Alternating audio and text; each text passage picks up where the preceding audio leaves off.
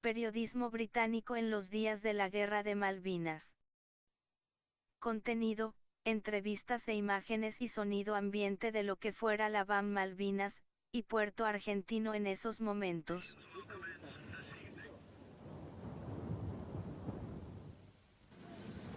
By the end of the first fortnight in April, Argentina's hold on the Falklands was complete. A massive airlift had brought in more than 9,000 troops and vast quantities of supplies. Planes flew the 800-mile round trip to the mainland every day, building up the garrison with more and more men and material.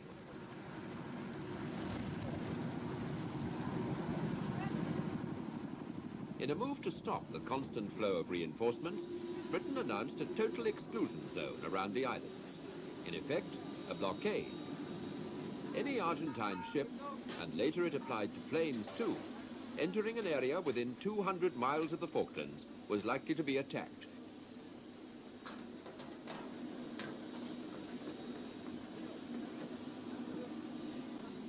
For the Argentines, it meant that restocking their supplies became a hazardous business, though they did manage to get some things through right to the end.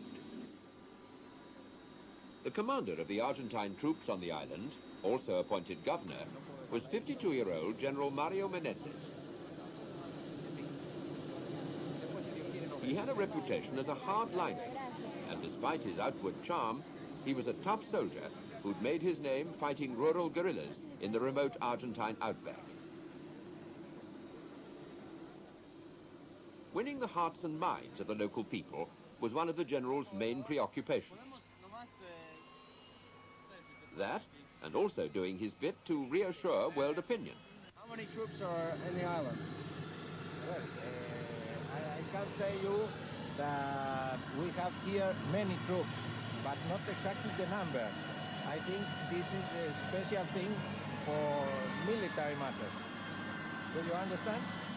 Can you tell us how, se puede decir, cómo anda su cooperación con el pueblo aquí malvinense? How are you getting along with the people here? I think it's a particular thing because the people of the islands is now, I think, a little afraid in order it will be a military operation here. With all the equipment the Argentines had moved in, the prospect of a military operation was obviously very much on the cards. The army was looking more and more like an occupation force. Most of the men were conscripts who joined at 18, often reluctantly, to serve the 12 months minimum. For the regulars, though, the Falklands campaign was a rare opportunity to put their military talents to use. Argentina hadn't fought a foreign power for more than a century. These soldiers, interviewed by an American television crew, had just arrived in Port Stanley. We are very well, and we think that we are in the right here, so we came to stay here because the islands are from us. Do you think that the British will ever be able to take these islands back? No, I don't think so. I think that the islands must remain for Argentina, and they will remain for Argentina. The Argentine authorities had issued the islanders with a long list of do's and don'ts. They were to drive on the right-hand side of the road. No one was to travel without military approval. Identity cards were issued. Food supplies were all right, although shops were only allowed to open for 2 hours in the morning. Even then, there weren't many customers. Most Port Stanley people had left for the country, or camp as they call it, leaving just a few families behind.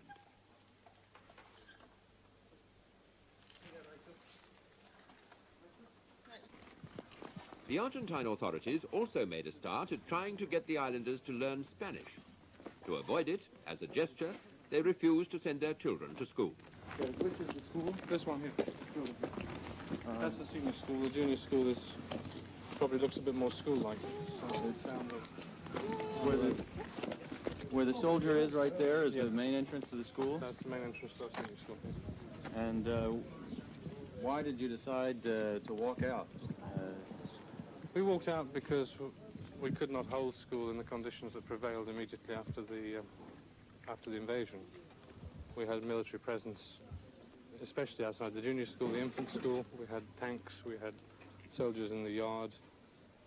And most of our school population were disappearing to the camp anyway, to the countryside. Did they put restrictions on what you could teach? No, they said that they wouldn't, but at the same time we didn't wish to be seen to be supporting their regime in any way. In fact, we have been holding school for the younger children in private houses, but we weren't going to give them that propaganda of supporting their idea of normalcy. This place has been raped, so there's no way that there is a normal situation.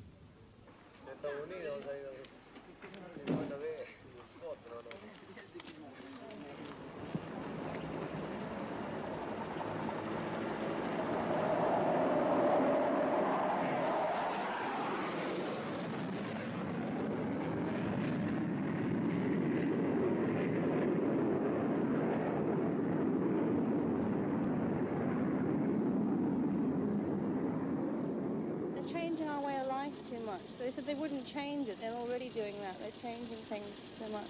Like what? Well, they're putting all our expatriates out of their jobs. I mean, we can't talk the language. They have a different way of living anyway.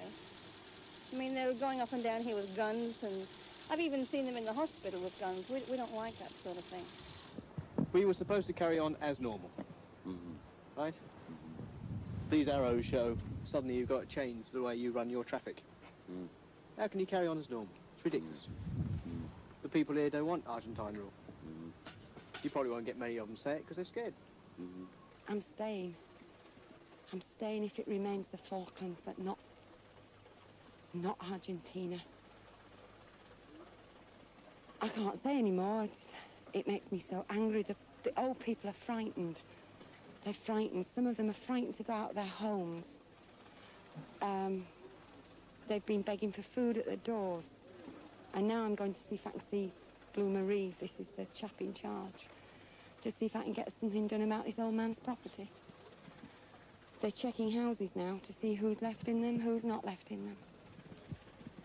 You know, for Christ's sake, somebody out there, do something. Something, anything.